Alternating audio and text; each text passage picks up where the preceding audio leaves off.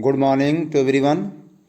बच्चों, आप class 9 geography lesson number 5 natural vegetation and wild life पढ़ रहे हैं। आज की टॉपिक है औषधीय पादप, यानी ऐसे पौधे जिनका उपयोग औषधि के रूप में किया जाता है। बच्चों, कल की क्लास में आपने भारत में वनों के प्रकार पढ़ा था और प्रत्येक वनों की विशेषता को जाना था। आज की क्लास में आप जो औषधीय पादप हैं उनके बारे में पढ़ेंगे। तो यदि देखा जाए तो भारत प्राचीन समय से अपने मसालों तथा जड़ी बूटियों के लिए विख्यात रहा है और आयुर्वेद में लगभग 2000 पादपों का वर्णन मिलता है और कम से कम 500 तो निरंतर प्रयोग में आते रहे हैं।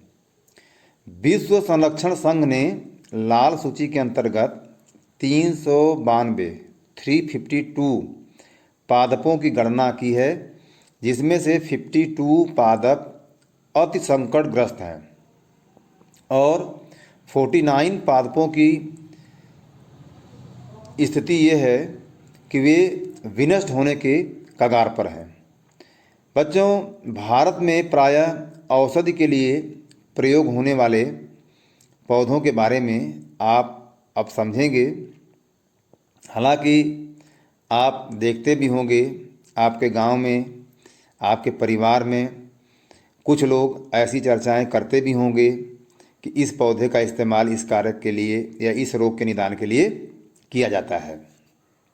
तो सबसे पहले एक पौधा है सर्पगंधा, जिसका उपयोग रक्तचाप के निदान के लिए, ब्लड प्रेशर की यदि किसी को बीमारी है तो उसके इलाज के लिए सर्पगंधा का इस्तेमाल होता है और यह केवल भारत में ही पाया जाता है।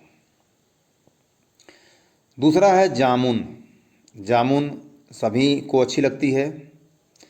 पकी हुई काली जामुन सभी बच्चे खाते हैं, लेकिन आपको ये भी पता होना चाहिए कि पके हुए जामुन के फल से सिरका बनाया जाता है, जो कि वायुसारी और मूत्रवर्धक होता है। गैस्ट्रिक में यह काम आता है और इसमें पाचन शक्ति के भी गुण होते हैं। बीज का बनाया हुआ पाउडर मधुमेह रोग में, जो डायबिटिक लोग होते हैं, उनकी डायबिटिक यानी मधुमेह को नियंत्रित करने में यह सहायता करता है। अर्जुन के बारे में भी देखिए, यह भी एक प्रकार का पौधा ही है। इसके ताज़े पत्तों का निकाला हुआ रस कान के दर्द के इलाज में सहायता करता है और यह ब्लड प्रेशर को भी नियंत्रित करता है। बबूल का पौधा या वृक्ष आप अपने आसपास काफ़ी संख्या में देखते होंगे। इसके पत्ते आँख की फुंसी के लिए लाभदायक हैं और इससे प्राप्त गोंद का प्रयोग शारीरिक शक्ति की वृद्धि के लिए किया जाता है। फिर नीम तो सब बच्चों के घर में लगी होगी, या यदि बाई चांस नहीं लगी होगी तो भी सभी बच्चे नीम को देखे होंगे। यह जैव और जीवाणु प्रतिरोधक माना जाता है। नीम का पौधा, उसकी पत्तियों को आप जानते हैं कि जब किसी को फोड़े फुंसी होते हैं ज़्यादा तो वह पत्तियों को पीसकर पीता है या इसी तरह से कच्चा भी खा लेता है। तो नीम तो बहुत ही अच्छी चीज़ मानी जाती है। तुलसी जो होती है, तुलसी का जो पौधा होता है, उसका एक एक हिस्सा, चाहे पत्ती हो, उसके फल हो या जो है कि उसकी जड़ हो, सभी का कहीं न कहीं जो है कि औषधि के रूप में इस्तेमाल होता है। जुकाम और खांसी की दवा में इसका प्रयोग भी होता है। यह बहुत ही अच्छी दवा के रूप में काम करती है, जुकाम और खांसी की दवा के रूप में। कचनार का भी पौधा होता है, जिससे फोड़ा यानी अल्सर व दमा के रोगों के लिए इसका प्रयोग किया जाता है। और इस पौधे की जड़ और कली पाचन शक्ति में सहायता करती है। तो बच्चों, आप अपने क्षेत्र के अन्य औषधीय पौधों की पहचान करें और स्थानीय लोगों से उनके औषधीय उपयोग यानी वो किन बीमारियों में काम आते हैं इसके बारे में जानकारी हासिल करें। अब आज की जो नेक्स्ट टॉपिक है वह है वन्य प्राणी, वाइल्ड लाइफ। तो वन्य प्राणियों के बारे में आप अब आगे पढ़ेंगे और आपको यहाँ जानना चाहिए कि भारत में यदि प्राकृतिक वनस्पतियों की विविधता है तो वन्य प्राणियों की भी विविधता है। तो भारत विभिन्न प्रकार की प्राणी संपत्ति में धनी है और यहाँ जीवों की लगभग 90,000 प्रजातियाँ पाई जाती हैं। देश में लगभग 2000 से अधिक, 2000 ये मामूली संख्या नहीं है, 2000 से अधिक पक्षियों की प्रजातियां पाई जाती हैं और यह कुल विश्व का 13% है। यहाँ मछलियों की 2546 प्रजातियां हैं भारत में, जो विश्व की लगभग 12% है। भारत में विश्व के 5 से 8% तक उभयचरी, सरीसृप तथा स्तनधारी जानवर भी पाए जाते हैं।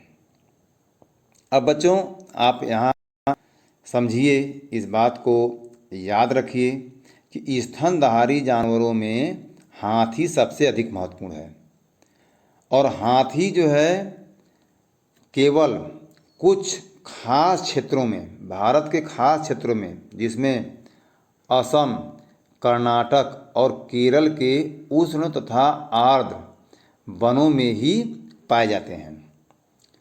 फिर इसके बाद एक सींग वाला गैंडा है, जो कि पश्चिमी बंगाल और असम के दलदली इलाकों में पाए जाते हैं। कच्छ के रण तथा थार मरुस्थल में क्रमशः जंगली गधे और ऊंट रहते हैं।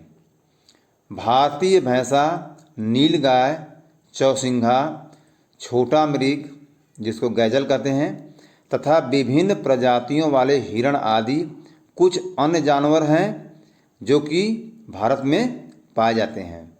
और भारत में बंदरों की भी विविध प्रजातियां पाई जाती हैं। बच्चों, भारत विश्व का अकेला ऐसा देश है जहां शेर और बाघ दोनों पाए जाते हैं। भारतीय शेरों का वास स्थल, देखिए मानचित्र है, इसके बारे में हम आपको आगे बताएंगे नेक्स्ट क्लास में। भारतीय शेरों का वास स्थल यानी ये शेर जहाँ पाए जाते हैं वह है गुजरात में गिर जंगल। तो गुजरात का गिर जंगल भारतीय शेरों के लिए मशहूर है, वहीं पर ये पाए जाते हैं। बाघ मध्य प्रदेश तथा झारखंड के वनों में पाए जाते हैं। ये सब चीज़ें आपको याद रखनी पड़ेंगी कि कौन सा जानवर कहाँ पर यानी किस राज्य में पाया जाता है। तो बाघ मध्य प्रदेश तथा झारखंड के वनों में और जो शेर है वो गुजरात के गिर जंगल में पाया जाता है। पश्चिम बंगाल के सुंदरबन तथा हिमालयी क्षेत्रों में ये जो बाघ हैं वो पाए जाते हैं। तो मध्य प्रदेश तथा झारखंड के वनों, पश्चिमी बंगाल के सुंदरबन तथा हिमालयी क्षेत्रों में पाए जाते हैं।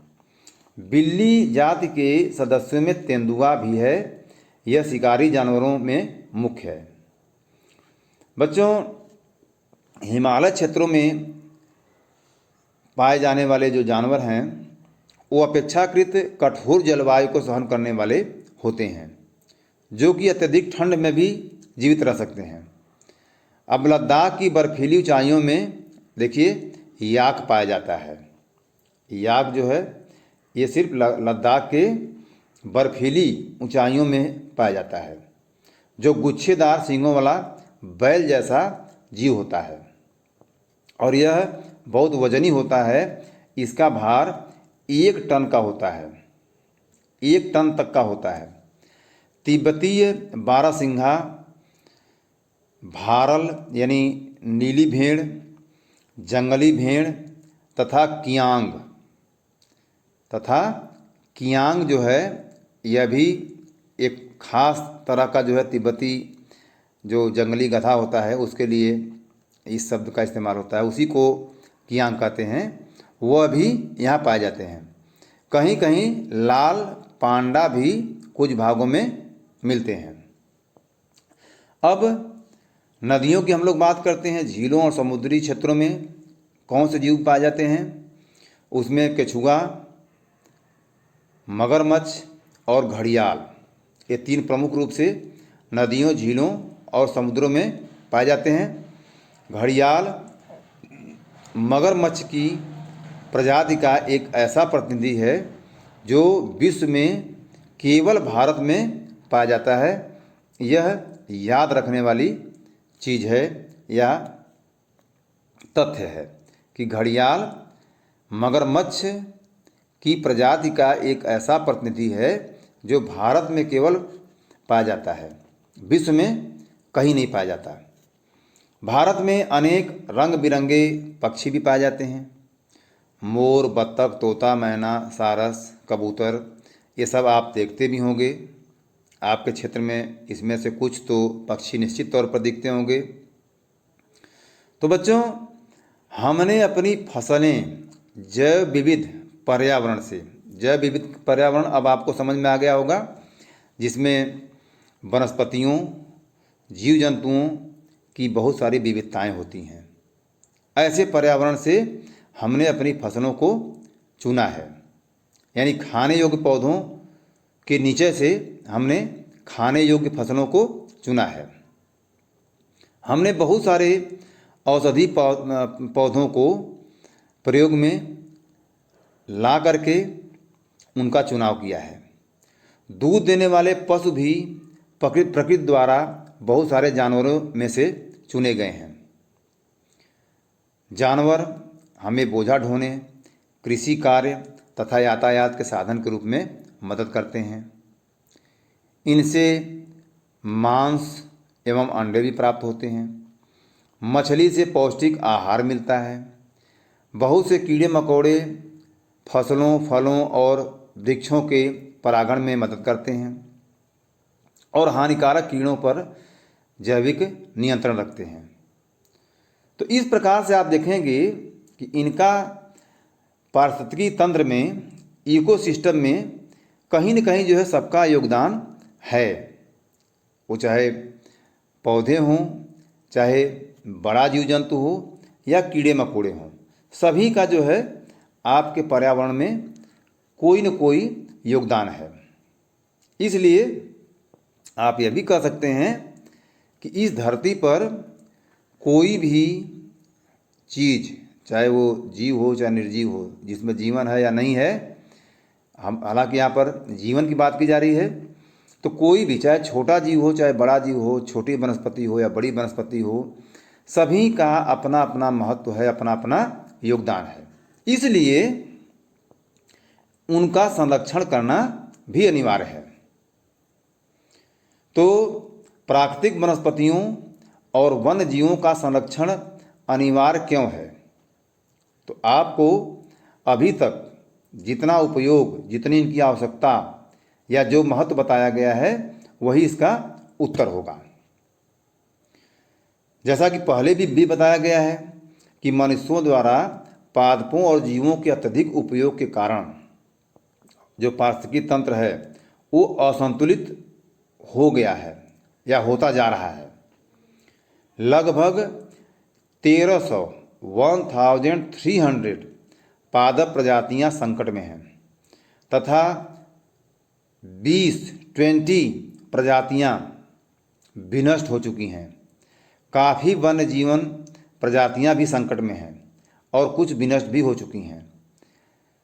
बच्चों, इस कारण से जो हमारा पारिस्थितिकी तंत्र है वो असंतुलित होता जा रहा है और इसके असंतुलित होने का जो कारण है, ये सब विनष्ट क्यों हो रही हैं, ये संकट में क्यों हैं, इसका मुख्य कारण है मनुष्य का लालची होना।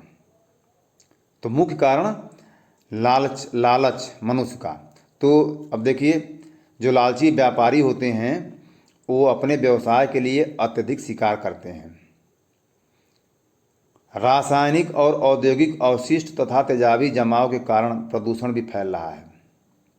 विदेशी प्रजातियों का प्रवेश, कृषि तथा निवास के लिए वनों की अंधाधुंध कटाई, ये सब के सब जो है पारिस्थितिकी तंत्र के असंतुलन के कारण हैं।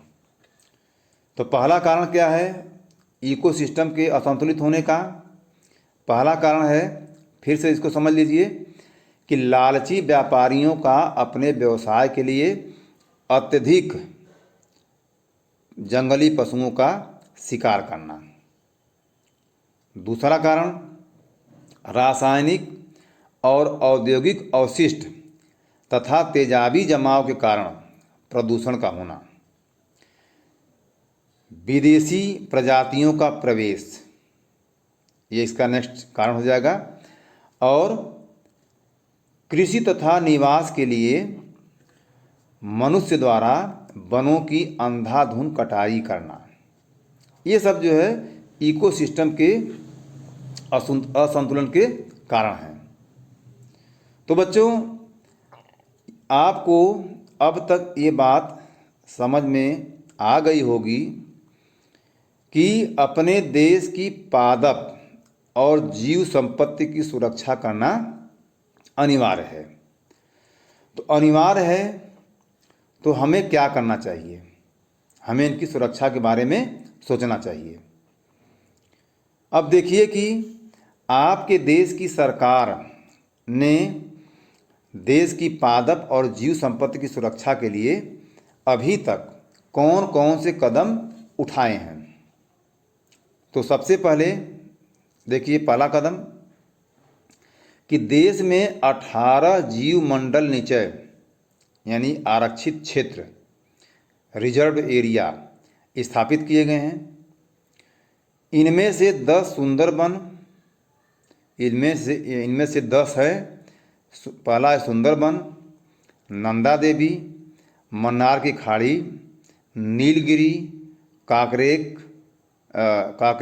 नाकरेक, ग्रेट निकोबार, मानस, सिमलीपाल, पंचमढ़ी और अचनकमर यानी अमरकंटक। तो ये जो 10 जीव आरक्षित क्षेत्र हैं, इनकी गणना विश्व के जीव मंडल निचय में की जाती है। ये विश्व स्तरीय हैं जो कि आपके देश में हैं, पादप और जीव संपत्ति की सुरक्षा के लिए बनाए गए हैं। दूसरा देखिए, सरकार के द्वारा उठाया गया कदम। बच्चों, यह बात समझ जाइए कि आरक्षित क्षेत्र वह बड़ा भौगोलिक क्षेत्र होता है जिसमें रहने वाले जीव जंतुओं और प्राकृतिक वनस्पतियों को मारना या काटना पूरी तरह से प्रतिबंधित होता है। तो ये रिजर्व एरिया घोषित करने का उद्देश्य इनको सुरक्षा प्रदान करना होता है। दूसरा देखिए, सन 1992 से सरकार द्वारा पादप उद्यानों को वित्तीय तथा तकनीकी सहायता देने की भी योजना बनाई गई है। तीसरा कदम, शेर संरक्षण, गैंडा संरक्षण, भारतीय भैंसा संरक्षण तथा पारिस्थितिकी तंत्र के संतुलन के लिए सरकार समय समय पर कई योजना बना चुकी है और अब भी बना रही है। चौथा, 103 नेशनल पार्क, 535 वन्य प्राणी अभय वन, जिसमें वन्य प्राणी निर्भय होकर रह सकते हैं, और कई चिड़ियाघर राष्ट्र की पादप और जीव संपत्ति की रक्षा के लिए बनाए गए हैं। तो बच्चों, हम सभी को अपनी अतिजीवता के लिए प्राकृतिक पारिस्थितिकी तंत्र के महत्व को समझना चाहिए, और यह तभी संभव है, तभी संभव हो सकता है जब इसके प्रति सभी लोग सचेत हों। स्थानीय स्तर पर लोगों में जागरूकता आनी चाहिए। सिर्फ सरकार के भरोसे यह काम नहीं छोड़ा जा सकता है, या सरकार यदि कोई योजना बना रही है इनके संरक्षण के लिए, तो निश्चित तौर पर सभी नागरिकों का ये नैतिक कर्तव्य हो जाता है कि वो सरकार की योजना को सफल बनाने में अपना योगदान दें। अब बच्चों, यहाँ पर एक चित्र दिया गया है, इसको भी आप ध्यान से देख लीजिए। प्रवासी पक्षियों का चित्र है। ये कितने सुंदर पक्षी हैं, आप देख सकते हैं, सफ़ेद सफ़ेद रंग के, बहुत ही सुंदर लग रहे हैं। ये भारत के कुछ दलदली भाग जिसमें कि ये पक्षी आते हैं, इनको प्रवासी पक्षी इसीलिए कहा गया है कि ये दूसरे देशों से आते हैं। शीत ऋतु में साइबेरियन सारस, ये किसका चित्र है? ये साइबेरियन सारस का चित्र है। ये बहुसंख्या में आपके देश के दलदली भागों में आते हैं। इन पक्षियों का एक मनपसंद स्थान कच्छ का रण भी है, जिस स्थान पर मरुभूमि समुद्र से मिलती है वहाँ लाल सुंदर कलंगी वाली फ्लेमिंगोए हजारों की संख्या में आती हैं और खारे कीचड़ के ढेर बनाकर उनमें घोंसले बनाती हैं और बच्चों को पालती हैं। देश में अनेकों दर्शनीय दृश्यों में से यह भी एक है। तो प्रश्न उठता है कि क्या यह हमारी कीमती धरोहर नहीं है? तो निश्चित तौर पर ये हमारी कीमती धरोहर है। इसके बाद आपको यहाँ पर कुछ कटिंग्स दी गई हैं अखबारों की, जिस पर आपको परियोजना कार्य करना है और 4 संदर्भों में आपको उत्तर देना है, यानी 4 प्रश्नों के उत्तर देने हैं। तो आप ये स्वयं परियोजना कार्य के रूप में करेंगे। इसके बाद आपको एक जानकारी के लिए तथ्य भी है जिसको आपको जानना चाहिए, और वह है कि भारत जीव सुरक्षा अधिनियम सन 1972 में लागू किया गया था। भारत जीव सुरक्षा अधिनियम 1972 में लागू किया गया था, जिसका उद्देश्य भारत में जीवों की सुरक्षा करना है, उनको संरक्षित भी करना है। बच्चों, यह अध्याय आपका समाप्त हो गया। अब हम आपको नेक्स्ट पीरियड में, अगली कक्षा में, इस अध्याय के महत्वपूर्ण जो प्रश्न और उत्तर हैं उनको बताऊंगा। इसके पश्चात आपको इस अध्याय और इसके पहले के अध्याय का मानचित्र कार्य भी बताया जाएगा। तो तब तक के लिए सभी को धन्यवाद। आप सभी बच्चे अपना होमवर्क समय से पूरा कर लें।